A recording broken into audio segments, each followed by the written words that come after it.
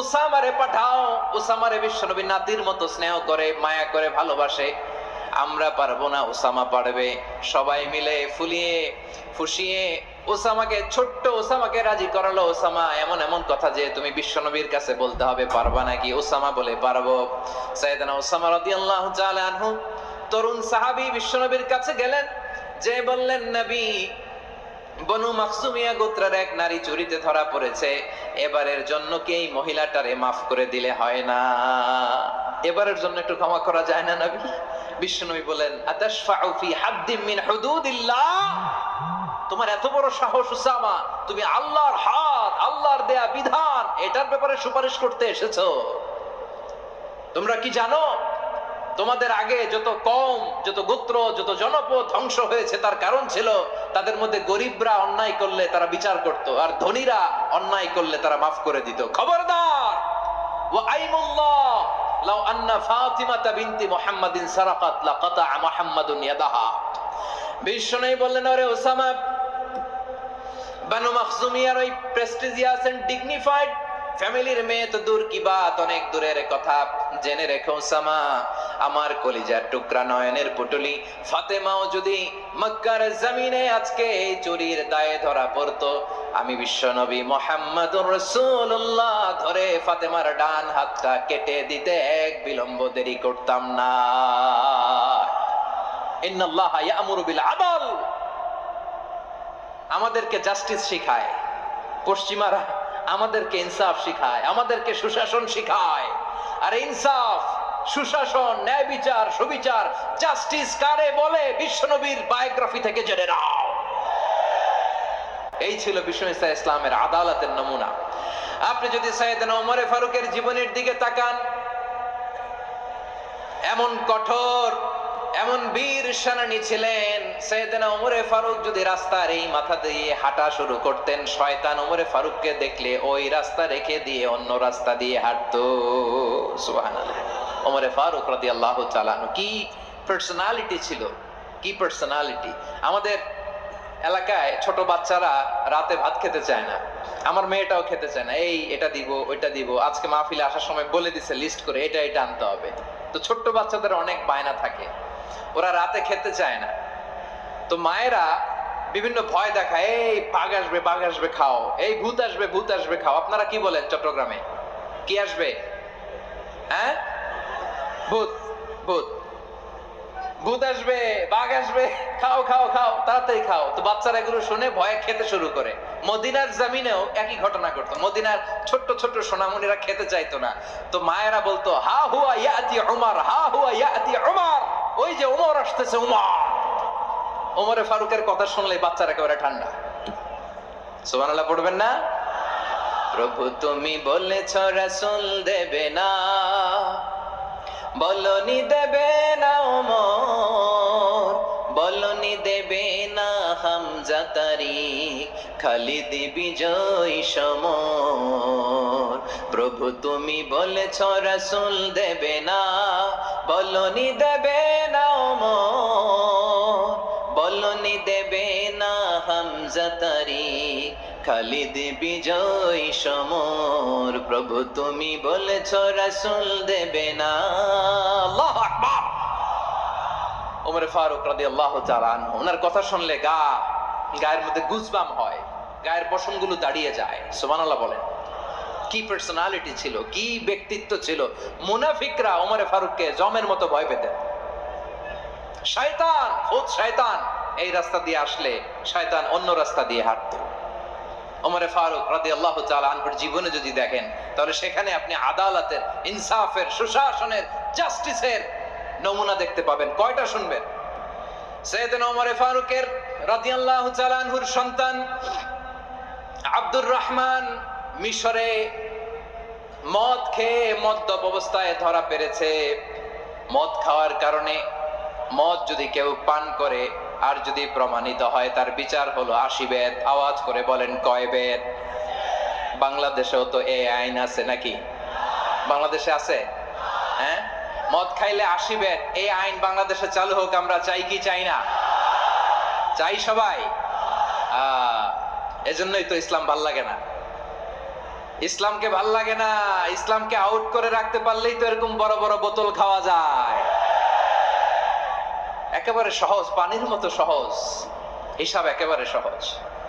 ওমরে ফারুক রাদিয়াল্লাহু তাআলা আনহুর ছেলে ভুল করে মদ পান করে ফেলেছিলেন। আব্দুর রহমান, ঘটনা ঘটেছে মিশরে, মিশরের গভর্নর তখন আমর ইবনুল আস রাদিয়াল্লাহু তাআলা আনহু। আব্দুর রহমানের ভাই যে গভর্নরকে বলল, গভর্নর যদি একটু দয়া করেন, খলিফার ছেলে আমার ভাই আব্দুর রহমান মদ্যপ অবস্থায় ধরা পড়েছে, জনসম্মুখে যদি আপনি বেত্রাঘাত করেন আমাদের প্রেস্টিজ থাকে না, যদি আশীর্বাদ আপনি মারেন আমার কোনো কথা নাই, কিন্তু ঘরের ভেতরে মারেন। আব্দুর রহমানের ভাইয়ের সুপারিশ শুনে সাইয়েদনা আমর ইবনুল আস রাদিয়াল্লাহু তাআলা আনহু রাজি হয়ে গেলেন। ঘরের ভেতরে লোকচক্ষুর আড়ালে আশীর্বাদ তিনি মানলেন, কিন্তু ঘটনাক্রমে এই কথা লুকিয়ে লুকিয়ে ঘরের ভেতরে আশীর্বাদ মারার কথা সাইয়েদনা ওমর ফারুক মদিনা থেকে জানতে পারলেন। মদিনা থেকে তিনি ফরমান জারি করলেন, এই বিচার যেমনটি আমর ইবনুল আস আদায় করেছে এটা প্রকৃতপক্ষে আদায় হয় নাই। আসো সবাই মদিনায় আসো, আমর ইবনুল আস মদিনায় আসো, আব্দুর রহমানও আসো, সবাই আসো, জনসম্মুখে এই বিচার কার্যকর করতে হবে। সাইয়েদনা ওমর ফারুক মসজিদে নববীর পিলারের মধ্যে নিজের ছেলেকে বাঁধলেন, আবার জনসম্মুখে 80টা বেত তার গায়ের মধ্যে মারলে। মাজমুয়ে ফাতাওয়া ইবনে তাইমিয়া রাহিমাহুল্লাহ উনি এটা নকল করেছেন, এটা সবচেয়ে বিশুদ্ধ মত। আর অনেক মত আছে, মারা গেছে কবরের উপর, ওগুলো বাদই দিলাম। কেমন খলিফা ছিলেন, কেমন খলিফা! পশ্চিমারা তোমরা জাস্টিস আমাদেরকে শেখাও, ইনসাফ কারে বলে সুশাসন আমাদেরকে তোমরা শিখাও। ওমরে ফারুক রাদিয়াল্লাহু তাআলা ওই বিচারকে তিনি ধর্তব্য মনে করেন নাই। মদিনাতে এনে আবার জনসম্মুখে আবার আশীর্বাদ মেরেছেন। মিশরে ওমরে ফারুক রাদিয়াল্লাহু তাআলা আমর ইবনুল আসকে গভর্নর করে পাঠালেন। সেখানে আমর ইবনুল আসের ছেলে একটা প্রতিযোগিতায় রানার আপ হয়েছে, এক মিশরি সেখানে চ্যাম্পিয়ন হয়েছে। রানার আপ বুঝতে পেরেছেন তো? রানার আপ সেকেন্ড হয়েছে, এক মিশরি হয়েছে চ্যাম্পিয়ন প্রথম।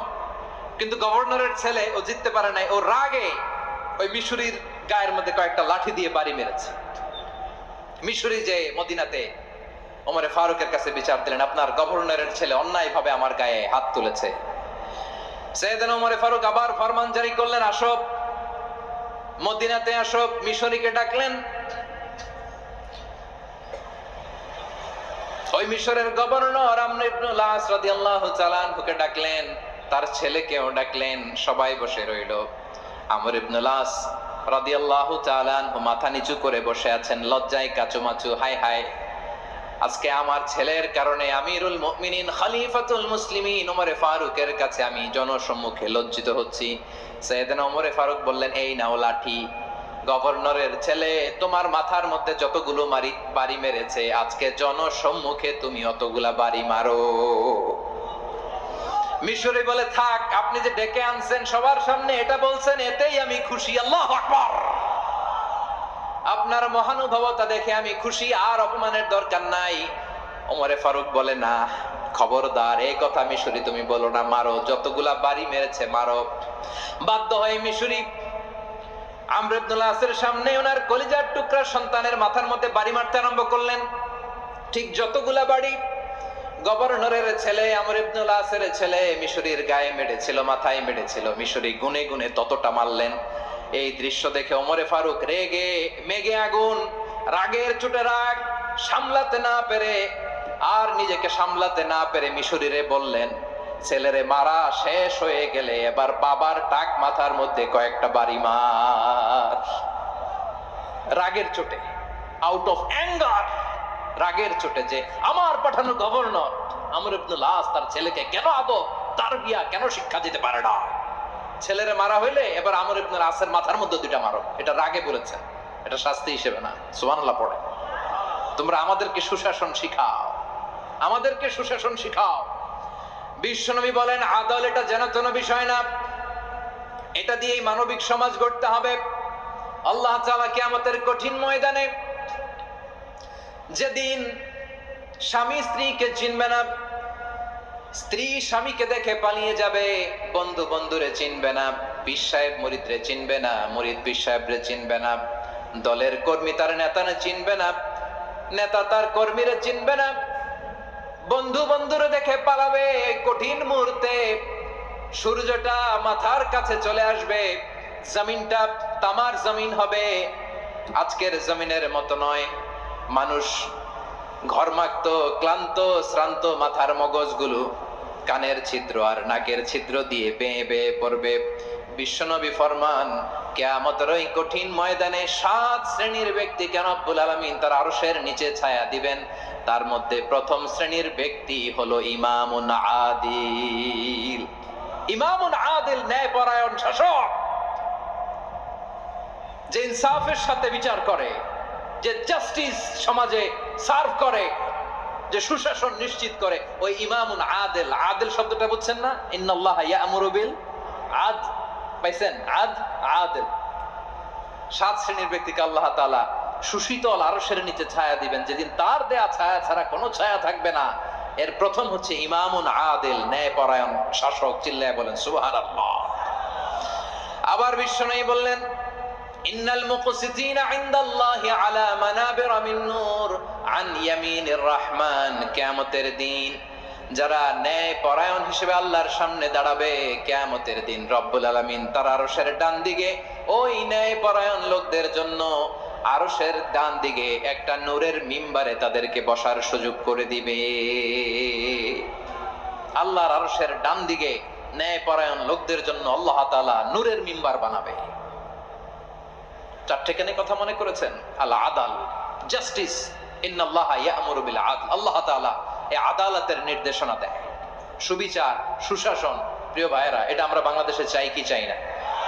এই যে অরাজকতা, এই যে অন্যায়, এই যে জুলুম, এই যে ইনকনসিস্টেন্সি সমাজের অসঙ্গতির প্রধান কারণ জাস্টিস নাই, সুবিচার নাই, সুশাসন নাই। শেষবারের মতো আওয়াজ করে বলেন তো, আমরা বাংলাদেশে আদল চাই কি চাই না? তাহলে প্রথম নির্দেশনা শেষ। আল্লাহ তাআলা তোমাদেরকে আদলের আদেশ দেন। এরপরে আল্লাহ বললেন, আমি তোমাদেরকে ইহসানের আদেশ দেই।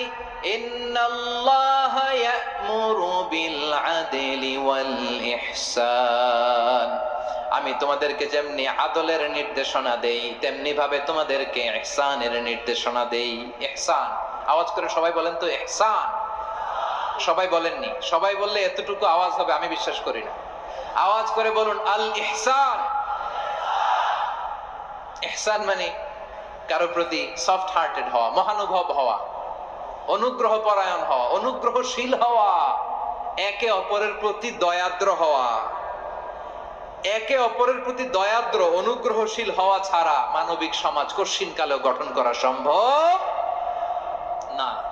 প্রিয় ভাইয়েরা, সুন্দর আচরণ দিয়ে, ইহসান দিয়ে যা জয় করা যায়, নরম আচরণ দিয়ে যেটা অর্জন করা যায়, কঠোরতা দিয়ে সেটা পারা যায় না। বিষ্ণু ঈসা ইসলাম ইহসান দিয়ে, কোমল আচরণ দিয়ে, তার অনুগ্রহ দিয়ে তিনি অনেক কাফিরের হৃদয়কে জয় করে ফেলেছেন। সাইয়েদনা সুমামা ইবনে উসাল রাদিয়াল্লাহু তাআলা আনহুর কথা মনে পড়ে যায়। তিনি ছিলেন ইয়ামামার বাদশা। মদিনাতে বিশ্বনবীকে হত্যা করার নিয়তে এসেছিলেন। গোপনে গোপনে বিশ্বনবীকে হত্যা করে আবার ইয়ামামাতে তিনি ফিরে যাবেন। কিন্তু কি অবাক করা কাণ্ড, হত্যা করতে পারে নাই, সাহাবাদের হাতে তিনি ধরা পড়ে গেলেন। সাইয়েদনা সুমামা ইবনে উসাল রাদিয়াল্লাহু তাআলা আনহু হত্যার নিয়তে আসলেন, কিন্তু হত্যা করতে পারলেন না। সাহাবারা ওনাকে ধরে ফেললেন, ধরে মসজিদে নববীর পিলারের মধ্যে বেঁধে রাখলেন। সুমামা ইবনে উসাল, সিরাত থেকে শুনেন, সিরাত থেকে শোনাচ্ছি। রাদিয়াল্লাহু তাআলা আনহু ইয়ামামার অধিপতি ছিলেন। ইয়ামামা বিশ্বনবীকে হত্যার জন্য আসছেন, ধরা পড়ে গেছেন, এখন মসজিদে নববীতে বেঁধে রাখছে, তার মানে বন্দী। তো এখন স্ট্যাটাস কি? বন্দী, ক্যাপটিভ। তো বিষ্ণু ঈসা ইসলাম সাহাবাদেরকে বললেন, তার খোঁজ খবর নিও, সুমামা ইবনে উসালের খোঁজ খবর নিও। সাহাবারা বলেন, ইয়া রাসূলুল্লাহ, আপনাকে হত্যা করতে এসেছে, তার তো কঠিন ক্যাপিটাল পানিশমেন্ট হওয়া দরকার, কঠিন শাস্তি হওয়া দরকার। বিশ্বনবী বললেন, না, আমি যেটা জানি তোমরা সেটা জানো না, তোমরা সুমামার সাথে ভালো আচরণ করো। বিশ্বনবী সুমামার কাছে গেলেন, প্রথম দিন যে তিনি কালেমার দাওয়াত দিলেন, ইমানের দাওয়াত দিলেন, ইসলামের দাওয়াত দিলেন, রিসালাতের দাওয়াত দিলেন, আখিরাতের দাওয়াত দিলেন। পরের দিন যে বিশ্বনবী সালাতের দাওয়াত দিলেন, যাকাতের দাওয়াত দিলেন। ইসলাম কি, কিভাবে, কেমন করে পালন করতে হয় চমৎকার আর্টিকুলেট করতে শুরু করলেন। তন্ময় হয়ে সুমামা ইবনে উসাল রাদিয়াল্লাহু তাআলা আনহু বিশ্বনবীর কথাগুলো শুনতে আরম্ভ করলো। একদিন নয়, 2 দিন নয়, টানা 3 দিন বিশ্বনবী সুমামার কাছে ইসলামকে প্রেজেন্ট করেছেন, উপস্থাপন করেছেন। আওয়াজ করে বলেন, কয় দিন? 3 দিন। 3 দিন মসজিদে নববীতে বাধা। আর সাহাবীদেরকে বললেন, তার খোঁজ খবর নিও। তোমরা যে রুটি বানাও এর মধ্যে সবচেয়ে ভালো আটার রুটিটা তারে দিও, সবচেয়ে রিফাইন্ড খেজুর, যেটা পিওর খেজুর, এটা তারে দিও। আর বিশ্বনবী নিজের উট থেকে দুধ দহন করে ওনার বাড়ির এক কর্মচারীকে বলেছেন, দুধ দহন করে সুমামার জন্য নিয়ে যেও। সুবহানাল্লাহ পড়বেন না? সবাই তো অবাক, ইয়ামামা থেকে আসছে নবীকে হত্যা করতে, বিশ্বনবী দেখে তারে জামাই আদর করে, তাকে মজার মজার খাবার দিও, দুধ দিও, আদর আপ্যায়ন করো। একদিন নয়, 2 দিন নয়, টানা 3 দিন বিশ্বনবী এভাবে সুমামার কাছে যে ইসলামকে প্রেজেন্ট করতে আরম্ভ করলেন, ইসলামকে উপস্থাপন করতে শুরু করলেন। আর তাকে চমৎকার এন্টারটেইনমেন্ট, আপ্যায়ন দিতে আরম্ভ করলেন। টানা 3 দিন যখন ইসলামের দ্য বিউটিজ অফ ইসলাম, ইসলামের সুমহান বাণী, সৌন্দর্য তার কাছে উপস্থাপন শেষ, তাকে আপ্যায়ন শেষ, বিশ্বনবী বললেন সাহাবেদেরকে, যাও এবার সুমামার হাতের পায়ের রশি দুটো খুলে দাও। ও তো হত্যাকারী, সুযোগ পায় নাই, আপনারে মারতে পারে নাই, ছেড়ে দিলে আবারও আপনার উপর তলোয়ার নিয়ে ঝাঁপিয়ে পড়বে। নবী, এই সিদ্ধান্ত আপনি নিতে যাবেন না। বিশ্বনবী বললেন, যেটা বলেছি সেটা করো, সুমামার রশিগুলো ছেড়ে দাও। সুমামার হাতে পায়ের রশিগুলো যে তোমরা খুলে দাও। সাহাবারা তর্ক জুড়ে দিলেন, লা ইয়া রাসূলুল্লাহ, এমনটা করবেন না, তো ভয়ঙ্কর, ভয়ঙ্কর খুনি, কি জানি কি হয়ে যায়। বিশ্বনবী বললেন, না, তার হাতে পায়ের রশিগুলো খুলে দাও। সাহাবারা বিশ্বনবীর কথা মতো তার হাতে পায়ের রশিগুলো খুলে দিল। সুমামা মুহূর্তের মধ্যে মসজিদে নববী থেকে বের হয়ে ইয়ামামায় ফিরে না যে মসজিদে নববীর পাশে একটা খেজুর বাগান ছিল, সেখানে চলে গেলেন। সেখানে একটা ছোট্ট কুয়া ছিল, কুয়ার পানি দিয়ে তিনি গোসল করলেন। সুবহানাল্লাহ পড়েন। কুয়ার পানি দিয়ে গোসল করে মসজিদে নববীর সামনে এসে বিশ্বনবী এবং সাহাবাদের সামনে দাঁড়িয়ে সাব্বাবা উঁচু করে বললেন, আশহাদু আল্লা ইলাহা ইল্লাল্লাহ ওয়া আশহাদু আন্না মুহাম্মাদান আবদুহু ওয়া রাসূলুহু। আল্লাহু আকবার। আমি সাক্ষ্য দিচ্ছি আল্লাহ ছাড়া কোনো ইলাহ নাই, আর মুহাম্মদ আল্লাহ তাআলার প্রেরিত বান্দা এবং রাসূল। প্রিয় ভাইরা, ইহসান দিয়ে যা জয় করা যায়, কঠোরতা দিয়ে সেটা কঠিনকালেও জয় করা যায় না। আওয়াজ করে বলেন, ঠিক কি না?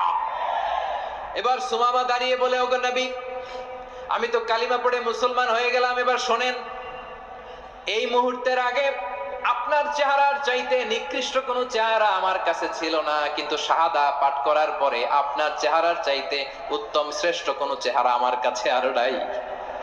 ও নবী, আজকের দিনের আগে ইসলাম ধর্মের চেয়ে নিকৃষ্ট অপছন্দনীয় কোনো ধর্ম আমার কাছে ছিল না, কিন্তু এই মুহূর্ত থেকে ইসলামের চেয়ে সেরা শ্রেষ্ঠ পছন্দনীয় কোনো ধর্ম আমার কাছে নাই।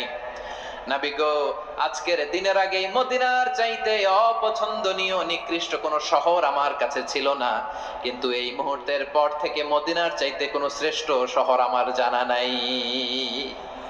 সে ছিল গমের বড় ডিলার, গম বেচতো। কি বেচতো?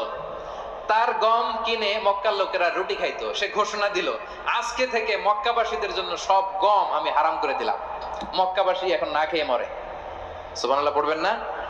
মক্কাবাসী বিশ্বনবীর কাছে আসলেন, এসে বললেন, মুহাম্মদ, আমরা তো তোমার ভাই, তোমার চাচা, তোমার ভাতিজা, তোমার আত্মীয়, তুমি সুমামারে বলো সে যেন আবার গমের সাপ্লাই মক্কার জন্য অনুমতি দিয়ে দেয়। বিশ্বনবীর অনুমতি ক্রমে সুমামা আবার মক্কাতে গম পাঠাতে শুরু করলো। পড়েন সুবহানাল্লাহ। ইহসান, ইহসান দিয়ে আপনি যেটা জয় করতে পারবেন, you can win the heart of your enemies. ইহসান দিয়ে আপনি আপনার শত্রুর হৃদয়কে জয় করতে পারবেন। আওয়াজ করে বলেন, ঠিক কি না? এজন্য আল্লাহ বললেন, ওয়া আনফিকু ফি সাবিলিল্লাহি ওয়া লা তুলকু বিআইদিকুম ইলাত তাহলুকা ওয়া আহসিনু ইন্নাল্লাহা ইউহিব্বুল মুহসিনিন। তোমরা আল্লাহর রাস্তায় দান করবে আর নিজেরা নিজেদেরকে ধ্বংসের হাতে ঠেলে দিও না। তোমরা একে অপরের প্রতি ইহসান করবে, কারণ ইহসানকারীদেরকে আল্লাহ বড্ড ভালোবাসে। সুবহানাল্লাহ পড়েন। আবার সূরা রহমানে আল্লাহ বললেন, হাল জাযাউল ইহসানি ইল্লাল ইহসান ফাবিআইয়ি আলা, সবাই পড়েন, ফাবিআইয়ি আলাই রাব্বিকুমা তুকাযযিবান। ইহসানের প্রতিদান হিসেবে ইহসানি হয়। বিশ্বনবী সুমামার প্রতি যেমন ইহসান করেছেন, সুমামাও ঠিক তেমন ইহসান ফিরিয়ে দিয়েছে। ঠিক কিনা বলেন? তাহলে এক নম্বরে হচ্ছে আদ, ন্যায় বিচার। দুই নম্বরে সবাই বলেন ইহসান, সদাচরণ। ইহসান দুই ধরনের প্রিয় ভাইরা, ইহসান ফিল ইবাদা, ইহসান ফিল মুআমালা। ইহসান ফিল ইবাদা হচ্ছে একাগ্র অনুভবে ইবাদতে ডুব দেওয়া, এর নাম ইবাদতের ইহসান। সুবহানাল্লাহ পড়ে। বিশ্বনবী বলেন ইহসান মানে কি জানো নাকি? হাদিসে জিবরিলে সাইয়েদনা জিবরিল আলাইহিস সালাম বিশ্বনবীকে বললেন, আখবিরনি আনিল ইহসান। নবী আমাদেরকে বলেন ইহসান মানে কি? বিশ্বনবী বললেন, আনতা আবুদাল্লাহা কাআন্নাকা তারাহু ফাইন লাম তাকুন তারাহু ফাইন্নাহু ইয়ারাক। ইহসান মানে হলো এমন ভাবে তুমি আল্লাহর সামনে নিজেকে উজাড় করে ইবাদত করবে, তুমি ভাববে তুমি আল্লাহকে দেখতে পাচ্ছ। আর এটা যদি ভাবা তোমার জন্য কঠিন হয়ে যায়, অন্তত এতটুকু তুমি ভাববা যে আল্লাহ তোমাকে দেখতে পাচ্ছেন। ঠিক কিনা বলেন? ও আমার বীর চট্টলার ভাইয়েরা, কেউ যেটা দেখে না সেটা দেখে কে? এই বিশ্বাস হৃদয়ের মধ্যে আছে? নামাজে যখন দাঁড়ান এই ফিলিংসটা আনা যাবে? হ্যাঁ, এশার সালাত তো এখনো হয় নাই না? আলোচনা শেষে এশার সালাত এখানে অনুষ্ঠিত হবে, তাই না? আচ্ছা বলুন তো, আমরা এশার সালাত পর্যন্ত বেঁচে থাকবো এই গ্যারান্টি আছে কার কার? হাত তোলেন। কয়েকজন হাত তুলছে পেছনে, না বুঝে তুলে ফেলছে। এশা পর্যন্ত যে আমরা হায়াত পাবো কোনো গ্যারান্টি আছে? সবাই আওয়াজ করে বলেন, গ্যারান্টি আছে? গ্যারান্টি নাই। এই জন্য বিষ্ণু ইসলাম বলেছে, এমন ভাবে নামাজে দাঁড়াও, ইবাদত করো, মনে করো হতে পারে এটাই আমার জীবনের শেষ নামাজ। Perform the salah as if this is your last and final prayer. এমন ভাবে সালাতে দাঁড়াও, ভাবো হতে পারে এটাই তোমার জীবনের শেষ নামাজ। এমন ভাবে নামাজে দাঁড়াও, ভাবো এটাই শেষ নামাজ। তাহলে নামাজে একাগ্রতা বাড়ায় দিবে কে? ফলে ইবাদতের ইহসান আমাদের অর্জিত হবে। আর মুআমালাতে ইহসান হলো, বিশ্বনবী বলেন, ইন্নাল্লাহা তাবারাকা ওয়া তাআলা কাতাবাল ইহসানা আলা কুল্লি শাই ফাইদা কাতালতুম ফাআহসিনুল কিতলা ওয়া ইযা যাবাহতুম ফাআহসিনুয যাবহা ওয়ালিয়ুহিদ্দ আহাদুকুম শাফরাতাহু ওয়ালিয়ুরিহ যাবিহাতাহু। ইহসান দুই ধরনের। আওয়াজ করে বলতে হবে, কয় ধরনের? সবাই বলুন আওয়াজ করে, কয় ধরনের? একটা হচ্ছে ইহসান ফিল ইবাদা, ইবাদতে ইহসান। ইবাদতে ইহসান কি? একাগ্র অনুভব দিয়ে ইবাদত করা, মন প্রাণ দিয়ে ইবাদত করা। আর মুআমালাতে ইহসান কি? সব কাজে, দৈনন্দিন কাজে, কর্মে, সামাজিক অ্যাক্টিভিটিতে কোমলতা প্রদর্শন করা, অনুগ্রহের সাথে সবকিছু করা। আল্লাহ তাআলা, ইন্নাল্লাহা তাবারাকা ওয়া তাআলা কাতাবাল ইহসানা আলা কুল্লি শাই, তিনি সব কিছুর ব্যাপারে ইহসানকে আবশ্যক করেছেন।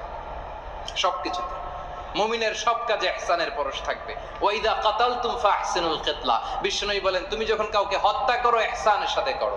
সুবহানাল্লাহ পড়বেন না? যখন হত্যা করো তখনও ইহসানের সাথে। আচ্ছা হত্যা করবো আবার ইহসান আসবে করতে করে, তো মেরেই ফেলবো আমি। আল্লাহ, ও ভাই একজন খুন করেছে, খুনি, রাষ্ট্রীয় আইনে তার শাস্তি হয়েছে ডেথ পেনাল্টি, মৃত্যুদণ্ড। এখন মৃত্যু